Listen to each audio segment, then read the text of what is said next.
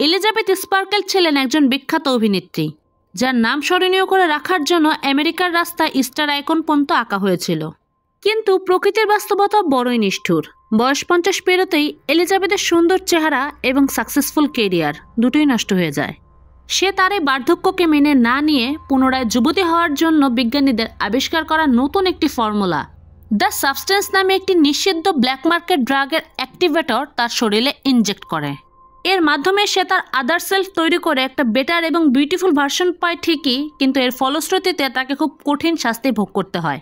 শুরুর দিকে সবকিছু ঠিকঠাক মনে হলেও এই রূপান্তরের নেশা একসময় এলিজাবেথের আসল বডিটিকে খেয়ে ফেলে। এরপর তাকে এমন কিছু পরিস্থিতির সম্মুখীন হতে হয় যা দেখা সত্যি খুবই ভয়ঙ্কর ছিল। আজ আমি এক্সপ্লেন করব 2024 সালের সেরা body horror Hollywood movie the substance. এই মুভিটা সায়েন্স ফিকশন এবং বডি হররের খুবই জটিল কম্বিনেশনে তৈরি করা হয়েছে, তাই আমি চেষ্টা করব খুবই সহজ ভাষায় আপনাদেরকে বুঝিয়ে দেওয়ার জন্য।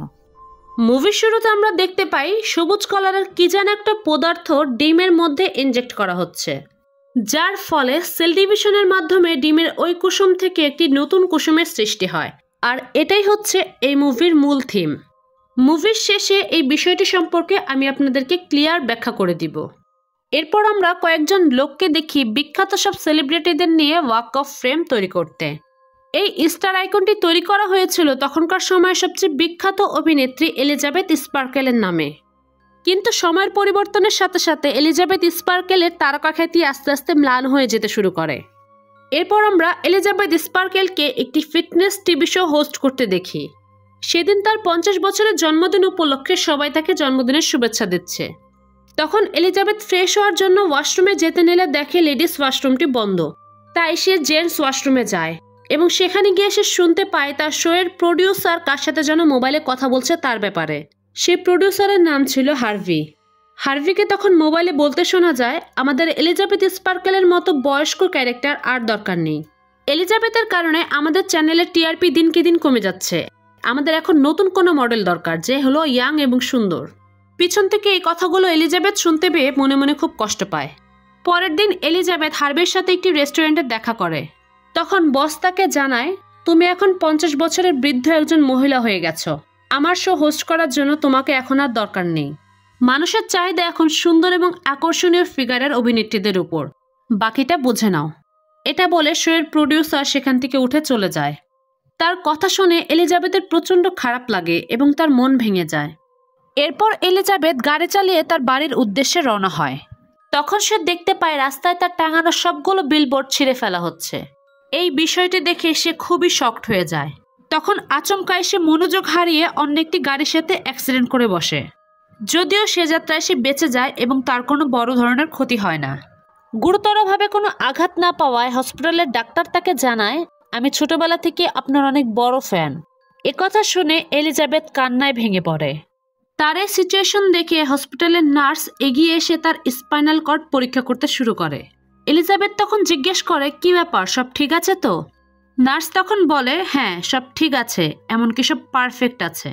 আপনি এই কাজের জন্য পুরোপুরি যোগ্য একজন ক্যান্ডিডেট। এলিজাবেথ তার কথার কোনো মানেই বুঝতে পারে না। তখন সেই নার্স এসে এলিজাবেথের ওভারকোটটি তাকে ফিরিয়ে দেয়। ওভারকোট দিয়ে চলে যাবার সময় ওই ছেলেটির হাতে এলিজাবেথ একটি বড় জন্মদাগ দেখতে পায়। এরপর সেখান থেকে বেরিয়ে আসলে এলিজাবেথ তার পকেটে একটি পেনড্রাইভ খুঁজে পায়। সে এই পেনড্রাইভের সাথে একটি ছোট কাগজের টুকরা পায়, যেখানে লেখা ছিল, এটি আমার জীবন বদলে দিয়েছে। এরপর এলিজাবেথের সাথে ফ্রেড নামে একজন লোকের দেখা হয়, যে কিনা এলিজাবেথের খুব বড় একজন ফ্যান এবং ক্লাস 10-এ পড়ার সময় সে এলিজাবেথের সহপাঠী ছিলেন। এলিজাবেথ তখন তাকে চিনতে পারে এবং তার এটা ভেবে ভালো লাগে যে এই পৃথিবীর সবাই তাকে ভুলে গেল, হয়তোবা একজন মানুষ আছে তাকে মনে করে রাখার মতন। তখন ফ্রেড তার ফোন নাম্বার একটি কাগজে লিখে এলিজাবেথের হাতে দেয়, যেন যে কোনো প্রয়োজনে সে তাকে ফোন দিতে পারে। এরপর এলিজাবেথ বাড়িতে ফিরে এসে সে পেনড্রাইভটি ওপেন করে। ওই পেনড্রাইভে শুধুমাত্র একটি ভিডিওই ছিল, যেটা সে প্লে করে দেখতে শুরু করে। ভিডিওতে বলা হচ্ছিল, এ perfect, A younger, a better version of your self. একটা সিঙ্গেল ইনজেকশন আপনার ডিএনএকে আনলক করে দিবে এবং আপনি আপনার সেল ডিভিশনের মাধ্যমে একটি নতুন রূপ ফিরে পাবেন। এই ইনজেকশনের মাধ্যমে আপনার শরীর জন্ম দিবে একটি তরুণ নতুন শরীরকে, যে শরীরটি হবে অনেক বেশি পারফেক্ট এবং অনেক বেশি সুন্দর। এই ড্রাগের নাম হলো দ্য সাবস্ট্যান্স। এর ব্যবহারবিধি হলো 1 সপ্তাহ অ্যাক্টিভ থাকবে তার অরিজিনাল বডি এবং তার পরের সপ্তাহে অ্যাক্টিভ হবে তার নতুন বডি। দুটো বডির মধ্যে ব্যালেন্স ক্রিয়েট করে চলতে পারলে কোনো রকমের কোনো সমস্যা হবে না। তবে মনে রাখবেন, আপনি এবং আপনার ম্যাট্রিক্স দুজনে কিন্তু একজনই, অর্থাৎ একই ব্যক্তি। ওই ভিডিওটা দেখে এলিজাবেথের কাছে ফালতু সময় নষ্ট বলে মনে হয়। তখন সে ওই পেনড্রাইভটিকে ডাস্টবিনে ফেলে দিয়ে বারে চলে যায়। সে বারে গিয়ে প্রচুর পরিমাণে ড্রিঙ্কস করে এবং খেয়াল করে তাকে কেউ যেন চিনতেই পারছে না, কেউ তাকে বিন্দু পরিমাণ মূল্যায়ন করছে না। এরপর সে আবার বাড়ি ফিরে আসে। এই বয়সের ছাপ যেন তার জীবনে একটি অভিশাপের মতো। তখন সে নিজেকে প্রচণ্ড পরিমাণে ঘৃণা করতে শুরু করে, আর এই ডিপ্রেশন থেকে সে সিদ্ধান্ত নেয় সে সাবস্টেন্সটি অর্ডার করবে। একটা পর্যায়ে সে ডাস্টবিন থেকে পেনড্রাইভটি উঠিয়ে নেয় এবং সেখানে দেওয়া নাম্বারে কল করে। তখন এলিজাবেথ জানায়, আমি সাবস্টেন্স অর্ডার করব। ফোনের ওই পাশ থেকে কণ্ঠ ভেসে আসে অ্যাড্রেস। এলিজাবেথ তার বাড়ির অ্যাড্রেস দেয় এবং ফোনের ওই পাশ থেকে তাকে একটি ঠিকানা লিখে রাখতে বলা হয়। পরদিন সকালে এলিজাবেথ দেখতে পায় তার এই পজিশনে কাজ করানোর জন্য নতুন একটি নিয়োগ বিজ্ঞপ্তি ছাড়া হয়েছে, যেখানে শুধুমাত্র 18 থেকে 30 বছর মেয়েরাই অডিশন দিতে পারবে। পত্রিকা সাইডে সরিয়ে রাখার পর সে তার টেবিলের উপর একটি ব্ল্যাক কালারের এনভেলপ দেখতে পায়, যেটা এসেছিল ব্ল্যাক মার্কেট থেকে। তখন এলিজাবেথ বুঝে যায় তাকে কোথায় যেতে হবে। তখন এলিজাবেথ তাড়াহুড়ো করে সে ঠিকানা অনুযায়ী গিয়ে তার পার্সেলটি নিয়ে আসে। এবার পালা পার্সেলটি আনবক্সিং করার। বক্সটা সে অনেক কৌতূহল নিয়ে খুলতে শুরু করে। সে বক্সের মধ্যে অনেক কিছুই ছিল, অ্যাক্টিভেটর, স্টেবিলাইজার, সুইচ এবং ফুট। তার সাথে একটি গুরুত্বপূর্ণ মেসেজও ছিল, রিমেম্বার ইউ আর ওয়ান, অর্থাৎ তোমাকে অবশ্যই মনে রাখতে হবে যে তুমি একজনই। সেদিন রাতে এলিজাবেথ অনেক ডিপ্রেশন নিয়ে নিজেকে আয়নায় দেখছিল। এরপর সে অ্যাক্টিভেটর ডোজটি তার শরীরে পুশ করে বসে। হঠাৎ করেই তার শরীরের ভিতরে অস্বাভাবিক যন্ত্রণা শুরু হয়ে যায়। সে প্রচণ্ড ছটফট করতে শুরু করে এবং মাটিতে পড়ে চিৎকার করতে থাকে। তার চোখের মনি সেল ডিভিশনের মাধ্যমে বিভক্ত হয়ে দুইটা হয়ে যায়, ঠিক যেমনটা হয়েছিল ডিমের কুসুমের সাথে। তখনই এলিজাবেথের পিঠ ফেটে একজন নতুন মানুষ বেরিয়ে আসে, যে কিনা এলিজাবেথেরই তরুণ রূপ। সে তার এই রূপ দেখে চমকে ওঠে, কারণ সে আগের তুলনায় অনেক বেশি সুন্দরী এবং ইয়াং হয়ে গিয়েছে। তখন সে তার পুরান বডিটিকে বেহুশ অবস্থার নিচে পড়ে থাকতে দেখে। সে বমি করে ফেলে। তার পুরান বডি থেকে ব্লিডিং হচ্ছিল, যার কারণে সে সুই সুতা দিয়ে তার পুরান বডিকে সেলাই করে নেয়। এই দৃশ্যটা দেখা সত্যি খুবই মারাত্মক ছিল। এরপর সে কোম্পানির দেওয়া ফুড সাপ্লিমেন্টটি এলিজাবেথের পুরান শরীরে প্রবেশ করায়, যাতে করে 7 দিন পর্যন্ত তার বডি সতেজ থাকে। রাতে তার ঘুমই আসছিল না, কারণ সে এতটাই সুন্দরী হয়ে গেছে যে নিজের চোখকেই বিশ্বাস করতে পারছে না। সকালে ফ্রেশ হওয়ার পর তার মাথা ঝিমঝিম করতে থাকে এবং তার নাক দিয়ে রক্ত বের হতে শুরু করে। তখন তার মনে পড়ে তাড়াহুড়ো করতে গিয়ে সে তার বডিকে স্টেবিলাইজার দিতেই ভুলে গেছে। তার এই নতুন বডি পরিচালনা করার জন্য পুরান বডির স্পাইনের হাড্ডি থেকে এক ধরনের তরল পদার্থ বের করতে হবে, আর এই লিকুইডটি প্রতিদিন তার নতুন শরীরে ইনজেক্ট করতে হবে, যাতে করে সে স্টেবল থাকতে পারে। এভাবে করে 7 দিন তার পুরান শরীর থেকে লিকুইড সাপ্লাইয়ের মাধ্যমে তার নতুন শরীর সজাগ থাকতে পারবে। আর 7 দিন পর তাকে বডি সুইচ করতে হবে, যাতে করে তার শরীর পর্যাপ্ত পরিমাণে লিকুইড তৈরি করতে পারে। এভাবে করে এই সাইকেলটি চলতে থাকবে, 7 দিন তার নতুন শরীরে এবং পরবর্তী 7 দিন তার পুরনো শরীরে। এভাবে করে এলিজাবেথ তার দ্বৈত জীবন শুরু করেন এবং এই নতুন ক্যারেক্টারের নাম রাখেন সু। এদিকে এলিজাবেথকে রিপ্লেস করার জন্য নতুন মডেলের অডিশন শুরু হয়। তখন সুর মাথায় একটা আইডিয়া চাপে। সে তার পুরনো পজিশনের জন্য অনেক দামি একটি ড্রেস কিনে অডিশন দিতে যায়। সেখানে অন্য একটি মেয়ে এসে অডিশন দিচ্ছিল, কিন্তু জাজদের পছন্দ না হয় তাকে মিষ্টি মুখে বিদায় করে দেয়। তখনই সেখানে সু এসে দাঁড়ায় এবং তার সৌন্দর্য দেখে জাজরা রীতিমতো মুগ্ধ হয়ে যায়। সু তাদের টিভি শো করার জন্য একদমই পারফেক্ট। সঙ্গে সঙ্গেই সুকে সিলেক্ট করা হয়। বস তো সুকে দেখে প্রচণ্ড খুশি হয় এবং তার সৌন্দর্য এবং ফিগারের প্রশংসা করতে থাকে, যেমনটা বাস্তবেও হয়ে থাকে। সুয়ের যেহেতু 1 সপ্তাহ পর পর বডি সুইচ করতে হবে, তার জন্য সে প্রডিউসারের সাথে একটি চুক্তি করে নেয়। সু জানায় তার মা হসপিটালে ভর্তি, তাই সে 1 সপ্তাহ কাজ করবে এবং পরবর্তী সপ্তাহ তার মার সেবা করার জন্য হসপিটালে থাকবে। তখন বস সুকে জানায়, তুমি এতটাই সুন্দর যে তোমার সব শর্তে আমি রাজি। তখন থেকে শুরু হয়ে যায় তার ক্যারিয়ারের টার্নিং পয়েন্ট। এরপর সে একের পর এক কাজের কন্ট্রাক্ট পাচ্ছিল।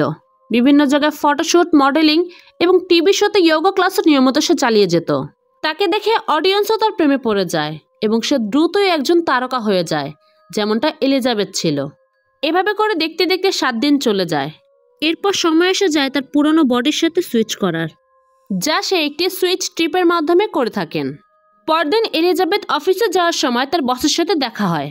বস এলিজাবেথের সব পুরনো জিনিসপত্র তাকে ফিরিয়ে দিয়ে স্পষ্ট ভাষায় জানিয়ে দেয়, তোমাকে আর এখানে আসতে হবে না, কারণ তুমি বুড়ি হয়ে গেছো। তোমাকে দেখে দর্শকদের মনে আর কোনো উন্মাদনাই কাজ করে না।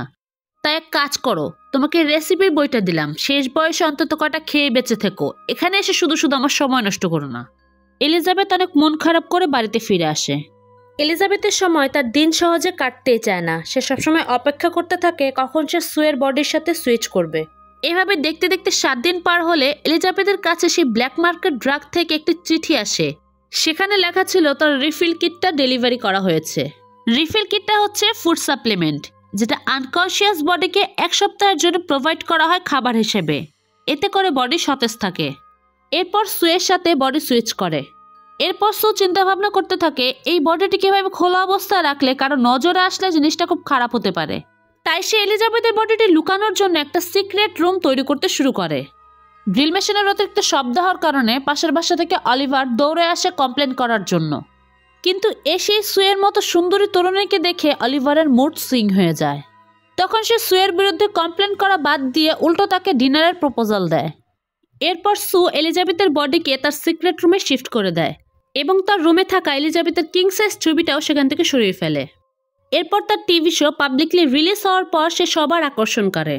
তার রূপ সৌন্দর্যের সফলতার মায়াজালে সে 1 সপ্তাহ কাটিয়ে উঠলে লাস্ট দিন এলিজাবেথের ফুড সাপ্লিমেন্ট শেষ হয়ে গিয়েছে দেখেও সু তার বন্ধুদের সাথে পার্টি করতে চলে যায়। সারা রাত বন্ধুদের সাথে পার্টি করে ট্রয়কে নিয়ে সে বাড়ি ফিরে। সে তার বয়ফ্রেন্ডের সাথে প্রাইভেট টাইম স্পেন্ড করার সময় হঠাৎ তার মাথায় চক্কর দিয়ে ওঠে এবং নাক থেকে রক্ত পড়তে শুরু করে। তখন সু বোঝা যায় তার শরীরে ফ্লুইড ফুরিয়ে গেছে। সে তখন তাড়াহুড়ো করে ওয়াশরুমে যায়। তার শরীরে 7 দিনের স্টেবিলাইজার ফ্লুইড ফুরিয়ে গেছে। তখন তাকে বডি সুইচ করতে হবে, কিন্তু সে তখন তার বয়ফ্রেন্ডের সাথে আরও কিছুটা সময় কাটাতে চাচ্ছে, যার কারণে সে এই প্রথমবারের মতো রুল ব্রেক করে। এলিজাবেথের শরীরে ফুড শেষ হওয়া সত্ত্বেও তার সাথে বডি সুইচ না করে উল্টা সিউ বেআইনিভাবে এলিজাবেথের শরীর থেকে এক্সট্রা ফ্লুইড সংগ্রহ করে তার নিজের শরীরকে স্টেবিলাইজ করে। তাদের সর্বনাশের শুরুটা হয় এখান থেকেই। আসলে দুজনের মধ্যে যে চিটিং করবে, অপরজন হাইবারনেশনের কারণে দুঃস্বপ্ন দেখে উঠবে। আর তারা যেহেতু ম্যাট্রিক্স, তাই যেই ফল্ট করুক না কেন তার এফেক্ট গিয়ে পড়বে মেইন বডি অর্থাৎ এলিজাবেথের উপর। আগের রাতে সিউ চিটিং করে এক্সট্রা টাইম ইউজ করায় এলিজাবেথের হাতের একটা নখ পচে যায় এবং চেহারাও বয়সের ছাপ স্পষ্ট, যেন এক ঝটকায় এলিজাবেথের বয়স 5 বছর বেড়ে গেছে। তখন এলিজাবেথ আর কোনো উপায় দেখতে না পেয়ে সাবস্টেন্স কোম্পানির ওনারকে ফোন দেয়। এলিজাবেথ জানায় তার ম্যাট্রিক্স রুলস ব্রেক করে এক্সট্রা ঘন্টা ইউজ করেছে, যার সাইড এফেক্ট পড়েছে তার শরীরের উপর। তার একটা আঙুল পচে গিয়েছে। এখন এই আঙুলটা কিভাবে রিভার্স করে ঠিক করা যায়।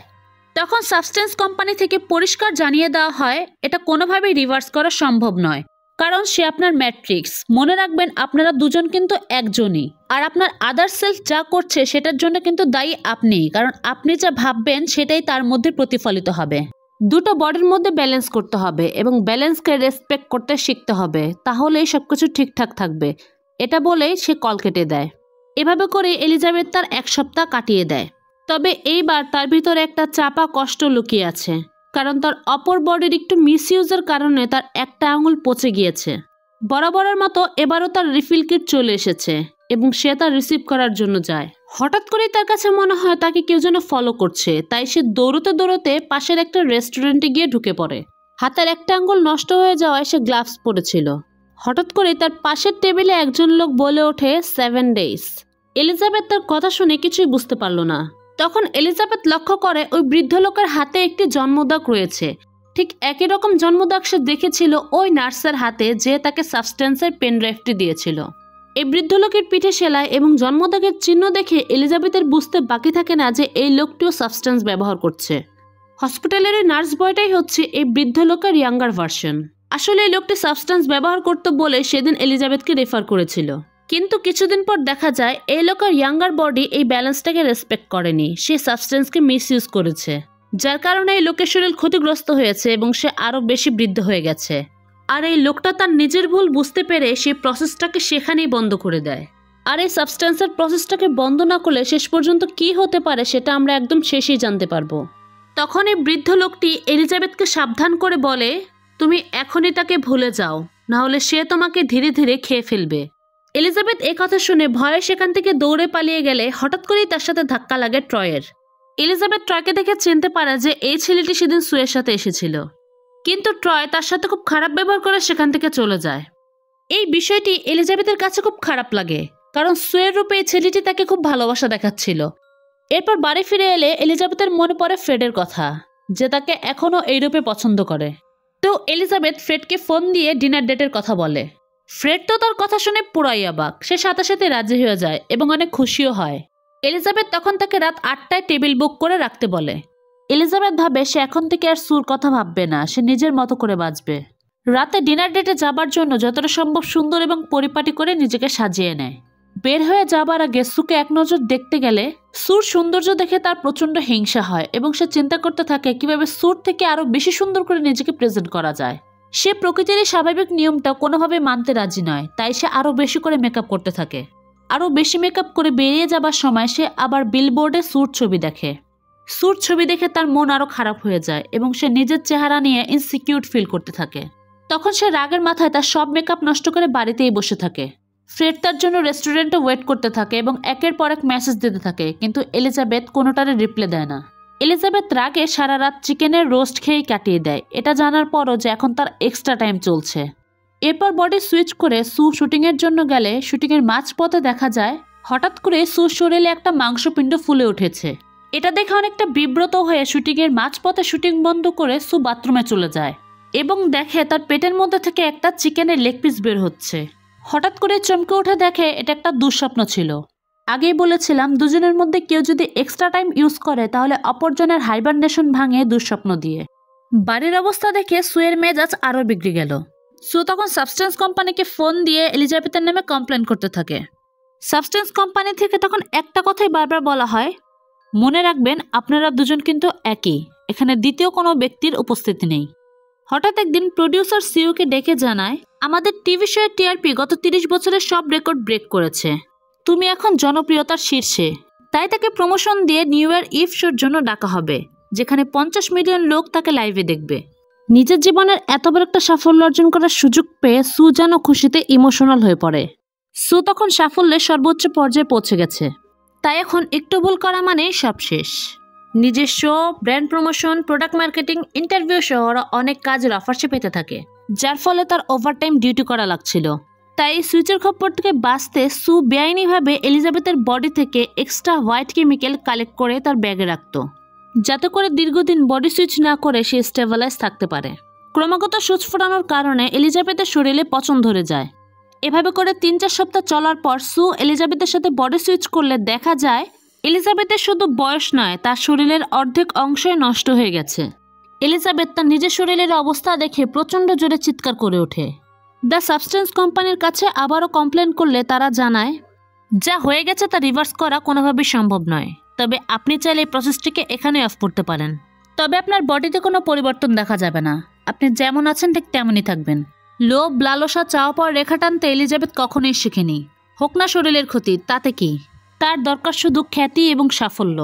আর সব থেকে বড় কথা, সিউ যা করছে সবই এলিজাবেথের চিন্তাভাবনা এবং হিংসার প্রতিকৃতি। তারা দুজনেই ভুলে যায় যে অলওয়েজ রেসপেক্ট দ্য ব্যালেন্স। এভাবে করে আরও কিছুদিন কাটতে থাকে। তার পক্ষে হেঁটে যাওয়া খুবই কষ্টকর হয়ে দাঁড়িয়েছে, পা নিজেকেই টেনে তুলতে হয়। নিজের বোরিং সময় কাটানোর জন্য হার্ভির দেওয়া রান্নার বইটি থেকে বিভিন্ন রকমের ডিশ বানাতে শুরু করে। এলিজাবেথের মাথা তখন স্বাভাবিক মানুষের মতো কাজ করা বন্ধ করে দেয়। টিভিতে সুয়ের টকশো ইন্টারভিউ দেখে এলিজাবেথের হিংসার মাত্রা আরও দ্বিগুণ পরিমাণে বেড়ে যায়। তার কাছে মনে হচ্ছে সু যেন অন্য একটা শরীর। এই উন্মাদ এলিজাবেথ এটা বুঝতে পারছে না সু আজকে যা হয়েছে সবই তার ইচ্ছা এবং স্বপ্ন পূরণের জন্যে। জিনিসটা আরও খারাপ পর্যায়ে যায় যখন উপস্থাপকের প্রশ্নে সু বলে, যেহেতু এলিজাবেথ আমার চেয়ে বয়স অনেক বড়, তাই আমি নয়, আমার মা ছিল এলিজাবেথের ভক্ত। আর তার এই অসাধারণ রূপের রহস্য হলো তার সিম্পলিসিটি। ব্যাস, এইটুকু যথেষ্ট ছিল এলিজাবেথের নিজের উপর নিয়ন্ত্রণ হারানোর জন্য। সে সারা বাড়িতে ডিম ছুঁড়ে এবং তার মধ্যে পেপার আটকে দিয়ে বাইরের অবস্থা একদম নাজেহাল করে ফেলে। এলিজাবেথ এখন সত্যিকারের এক উন্মাদ। এরপর বডি সুইচ করতে ঘটল এক ভয়ানক কাণ্ড। বাড়ির এমন বেহাল অবস্থা দেখে সু প্রচন্ড পরিমাণে রেগে গিয়ে এলিজাবেথকে গালিগালাজ করে। তখন সে রাগে এলিজাবেথের শরীর থেকে একের পর এক ফ্লুইড কালেক্ট করে একটা বয়মে রাখতে থাকে। এমনকি ধরতে গেলে সে এলিজাবেথের শরীর থেকে স্টেবিলাইজার লিকুইড শেষ করে ফেলে। সেই স্টোর করা ফ্লুইড দিয়ে সু 3 মাস কাটিয়ে দেয় এলিজাবেথের সাথে বডি সুইচ না করেই। 3 মাস পরে আমাদের সুকে দেখা যায়, যে কিনা এখন ওয়ার্ল্ড ওয়াইড পপুলার। সিও তার বয়ফ্রেন্ডকে নিয়ে এলিজাবেথের ফ্ল্যাটেই থাকতো। কাল নিউ ইয়ার ইভ শো, যার কারণে সিও চায় আজ রাতটা পার্টনারের সাথে খুব ভালো করে কাটাতে। কিন্তু তখনই মাথা ব্যথা শুরু হলে বুঝতে পারে তার স্টেবিলাইজার শেষ। নিজেকে কোনো মতো সামলে এলিজাবেথের কাছে ফ্লুইড কালেক্ট করতে গিয়ে দেখে এলিজাবেথের শরীর থেকে তখন আর ফ্লুইড বের হচ্ছে না, তার বদলে পচা রস বেরোচ্ছে। কারণ গত 3 মাস সু এলিজাবেথের সাথে বডি সুইচ করেনি, যার কারণে বডিতে ফুড না পাওয়ায় বডিটা সম্পূর্ণরূপে পচে গেছে। ধীরে ধীরে সু আরো আনকনসিয়াস হয়ে নিজের শরীরের উপর কন্ট্রোল হারিয়ে ফেলছে। তখন সু সাবস্টেন্স কোম্পানিকে ফোন দিয়ে ইমার্জেন্সিভাবে স্টেবিলাইজারের ডিমান্ড করে। ওপাশ থেকে স্ট্রিক্টলি জানিয়ে দেওয়া হয় বডি সুইচ না করার কারণে আপনি এখন অন্তিম পর্যায়ে চলে গেছেন, আর এখন ফ্লুইড পেতে গেলে আপনি না চাইলেও আপনাকে মেন বডির সাথে সুইচ করতে হবে, তাহলে আবার নর্মালভাবে ফ্লুইড ক্রিয়েশন শুরু হবে। এছাড়া আর দ্বিতীয় কোনো অপশন নেই। কিন্তু সিউ নিজেও জানে এই মুহূর্তে তার সুইচ করা সম্ভব না, কারণ এলিজাবেথ তাকে কি করবে কে জানে, আবার তার উপর কাল শো। তখন তার হাতে কোনো উপায় না থাকায় এক প্রকার বাধ্য হয়ে সে এলিজাবেথের সাথে বডি সুইচ করে। এরপর ঘটল এক ভয়ঙ্কর ঘটনা। এলিজাবেথের চেহারা চোখে দেখার মতো নেই। এলিজাবেথের সমস্ত শরীর পচে গিয়ে সে এক প্রাগৈতিহাসিক জীবে রূপান্তরিত হয়েছে। ছেলেটা সুকে খোঁজার জন্য বাথরুমে এলে এলিজাবেথ তাড়াতাড়ি করে দরজা লাগিয়ে দেয় এবং ভয়ানকভাবে চিৎকার করে ওঠে। ছেলেটা ভয় পেয়ে সুয়ের কি হলো সেই খবর না নিয়ে দৌড়ে বাসা থেকে পালিয়ে যায়। আসলে রূপ দেখে ভালোবাসলে যা হয় আর কি। এলিজাবেথ তখন প্রচন্ড পরিমাণে রেগে গিয়ে সাবস্টেন্স কোম্পানিকে ফোন দিয়ে জানায়, আমি ইমিডিয়েটলি এই প্রসেসটি বন্ধ করতে চাই। ওরা খুব দ্রুত টার্মিনেশনের কিট ডেলিভার করবে জানিয়ে ফোন রেখে দিল। এত কিছুর পরও তার নিজের প্রতি ভালোবাসা একটুকুও কমেনি। তার কিং সাইজ ছবিটিকে আবার আগের জায়গায় রেখে সে পরের দিন বেরিয়ে গেল ফাইনাল কিটটি আনতে। বাড়ি এসে সিউকে টার্মিনেট ইঞ্জেকশন দিতে গিয়েও সে থেমে গেল। তার তখন নিজের মধ্যে আফসোস হতে শুরু করে। এতদিনের খ্যাতি, ক্যামেরার ফ্ল্যাশ, তাকে নিয়ে মানুষের উন্মাদনা, এইসব কিছুর লোভ যেন সে কোনোভাবে কাটিয়ে উঠতে পারছিল না। তাই টার্মিনেশনের ফ্লুইড অর্ধেকটা সুয়ের শরীরে ইনজেক্ট করার পর এলিজাবেথ ব্যানারে টানানো নিউ ইয়ার ইভসের কথা মনে করে থেমে যায়। দ্রুতই সুয়ের সাথে সুইচ করতে গিয়ে ঘটল আরেক ভয়ানক কাণ্ড, কারণ তাদের মধ্যে কেউই হাইবারনেশনে যায়নি। দুটো বডি একসাথে অ্যাক্টিভ হয়ে গেছে। সু টার্মিনেশনের ইনজেকশনটি দেখে বুঝতে পারে এলিজাবেথ তাকে মারার চেষ্টা করছে। সু তখন তার সমস্ত রাগ উগড়ে দেয় এলিজাবেথের উপর এবং তার সারা শরীরের শক্তি দিয়ে তাকে মারতে থাকে। কশেরুকার ক্ষতস্থানে একের পর এক লাথি, হাতাহাতি। আয়নার মধ্যে এলিজাবেথের মাথা ঠুকতে ঠুকতে তাকে রক্তাক্ত এবং বিধ্বস্ত অবস্থায় সু পিটিয়ে তাকে মেরে ফেলে। হুশ ফিরতে তখন তার মনে পড়ে ভয়ানক কাণ্ড ঘটে গেছে। আজ নিউ ইয়ার ইভ শোর শুটিং, আর এদিকে স্টেবিলাইজারও শেষ, যেটা কিনা এলিজাবেথ ছাড়া কোনোভাবেই তৈরি করা সম্ভব নয়। এটা ছিল তার জীবনের সবচেয়ে বড় একটা অ্যাচিভমেন্ট। ড্রেস আপ করে শুটিং করতে আসলে সুয়ের শরীর আস্তে আস্তে অবনতি হতে থাকে, তাই ইমিডিয়েটলি সে ওয়াশরুমে যায়।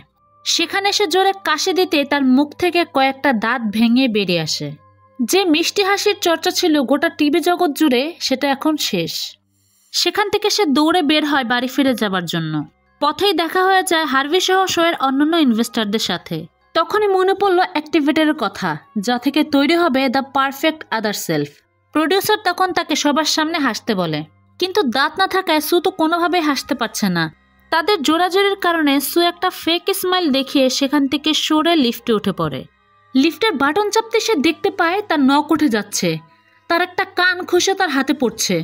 সে এক প্রকার আতঙ্কের মধ্যে পড়ে যায়। আনস্টেবল অবস্থায় বাড়িতে ফিরে এসে কোনো কিছু চিন্তা না করে সে তার শরীরে ইনজেক্ট করলো দ্য সাবস্টেন্স অ্যাক্টিভেটর। কিন্তু সে ভুলে গিয়েছিল যে অ্যাক্টিভেটর শুধুমাত্র সিঙ্গেল ইউজের জন্য। এটা শুধুমাত্র মেইন বডিতে কাজ করে, কোনো আদার সেলফে নয়। ফলে রেজাল্ট হলো ভয়ঙ্কর, কারণ সিউ এবং এলিজাবেথের সংমিশ্রণে জন্ম নিল এক অদ্ভুত আকৃতির জঘন্য মানবীয় জন্তু, যার শরীরের এক একটা অঙ্গ এক এক দিকে বিকৃত অবস্থায় রয়েছে। যেমন পেটের মধ্যে দাঁত, সামনের দিকে সুয়ের মাথা এবং পেছন দিকে এলিজাবেথের মাথা। কথা বলার সামর্থ্য নেই, কিন্তু ক্যামেরার সামনে আজ সে কী বলবে সেই চেষ্টা সে তখনও করে যাচ্ছে, কারণ আজ স্বপ্ন পূরণের রাত। দ্বিতীয়বার অ্যাক্টিভেটর ইউজ করার কারণে সে মানসিকভাবেও বিকৃত হয়ে যায়, যার কারণে কোনটা ঠিক কোনটা বেঠিক এটাই সে বুঝতে পারে না। খ্যাতি, রূপ ও নিজেকে প্রাসঙ্গিক করে রাখার পাগলামির জন্য এত কিছুর মধ্যেও সে প্রিয় ড্রেসটি পরে মেকআপ সহ এলিজাবেথের মুখোশ পরে দর্শকদের সামনে গিয়ে হাজির হয়। তাদের অতিরিক্ত হিংসার কারণে তারা দুজনের মধ্যে কেউই বুঝতে পারেনি তারা একজন আরেকজনের পরিপূরক, তারা একজন অন্যজনের জন্য শোভা অর্জন করছে, কারণ তারা দুজন তো ছিল একজনই। হার্ভি অধীর আগ্রহে অপেক্ষা করছে তার তৈরি করা সবচেয়ে সুন্দরী নারীকে পৃথিবীর সবার সামনে উপস্থাপন করার জন্য। এরপর স্টেজের লাইট অফ হয়ে ক্যামেরার ফ্ল্যাশ তার দিকে ফোকাস করতেই স্টেজে আগমন হলো সিউর। অনেক কষ্টে ওপেনিং স্পিচ দিতে গেলে তার চিৎকারের শব্দ শুনে সবাই অবাক হয়ে যায়। আরে সিউ এটা কি বলতে চাইছে? হঠাৎ করে তার মুখ থেকে এলিজাবেথের পোস্টারটা খুলে পড়ে যায়। ভয়ে উপস্থিত সবাই মনস্টার বলে চিৎকার করে ওঠে। তারা জীবনে এরকম ভয়ঙ্কর জিনিস দেখেনি। তার চোখের সকেট থেকে বুকের অংশ খুলে আসতেই ভয়ঙ্কর পরিস্থিতি শুরু হয়ে গেল। ভয়ে সবাই চিৎকার চেঁচামেচি শুরু করে দেয়। সিউ তাদের তখনও বোঝানোর চেষ্টা করছে, আমি কোনো মনস্টার নই, আমি তোমাদের প্রিয় সিউ ওরফে এলিজাবেথ স্পার্কেল। একটা সময় সবাই সিউকে মেরে ফেলার জন্য চেষ্টা করে, তখন তার মাথা ফাটিয়ে দিলে তার মাথার অংশ ভেঙে ছিটকে এদিক ওদিক পড়ে যায় এবং তার রক্ত প্রচণ্ড স্পিডে গ্যালারিতে বসে থাকা সমস্ত দর্শকদের উপর গিয়ে পড়ে। কিন্তু পাগল এলিজাবেথের তখনও মনে হচ্ছে স্পটলাইট, ক্যামেরা, দর্শকদের ভিড়ে সেই আজকে সেরা আকর্ষণ। রেড কার্পেট দিয়ে ছুটে চলা অশান্ত শরীরটা রাস্তায় পড়তেই ভেঙে টুকরো টুকরো হয়ে গেল। বেঁচে রইল এলিজাবেথের অর্ধেক মাথা। শত চেষ্টা করে সেটাকে টেনে আনলো এলিজাবেথ স্পার্কেলের স্মরণের উপর। শেষবারের মতো আকাশের দিকে তাকিয়ে রইল। শেষ নিঃশ্বাস ফেলার আগে মনে পড়ে যাচ্ছে তার জীবনে ঘটে যাওয়া সব সুন্দর এবং রোমাঞ্চকর দিনগুলোর কথা। খোলা আকাশের চাঁদ আজ যেন স্পটলাইট, আর আকাশ ভরা তারা যেন মিডিয়া হাউসের ক্যামেরার ফ্ল্যাশ। খ্যাতি ও সৌন্দর্যের মায়াজালে আবদ্ধ এলিজাবেথ যেন তার জীবনের শেষ নিঃশ্বাসটা ছাড়ল সুয়ের মতো মুখে হাসি রেখে, যাতে ইতিহাসের পাতায় সবাই মনে করে রাখতে পারে যে এলিজাবেথ স্পার্কেল একজনই ছিল। তবে যাওয়ার আগে একটা কথাই বলবো, তুমি হয়তোবা তোমার বয়সটাকে নিয়ন্ত্রণ করতে পারবে না, তবে তোমার মন মানসিকতা ও চিন্তাভাবনা দ্বারা সব পরিবেশে নিজেকে খাপ খাইয়ে নিতে পারবে। আশা করি এই গল্পের মেইন মেসেজটা তোমাদের কাছে খুব ভালো লেগেছে। এই ছবির মাধ্যমে আমাদের বাস্তব জীবনে সৌন্দর্যের বাড়াবাড়ি, হিংসা, অহংকার এসব কিছু তুলে ধরা হয়েছে। তো আজ এ পর্যন্তই। খুব শীঘ্রই আবার তোমাদের সামনে হাজির হব নতুন অথবা পুরাতন ইউনিক কোনো মুভির গল্প নিয়ে। সে পর্যন্ত সৃষ্টি রহস্যের সাথেই থাকো।